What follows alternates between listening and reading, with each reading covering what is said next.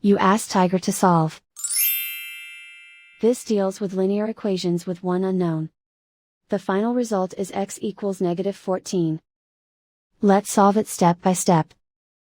Group all constants on the right side of the equation. Add 4 to both sides.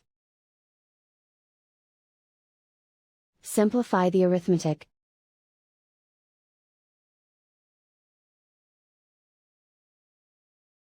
Isolate the x. Multiply both sides by 2. Group like terms. Multiply the coefficients. Simplify the arithmetic.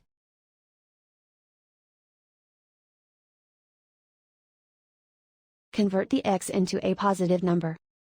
Multiply both sides by -1. Remove the ones. Simplify the arithmetic. And so the final result is x equals -14.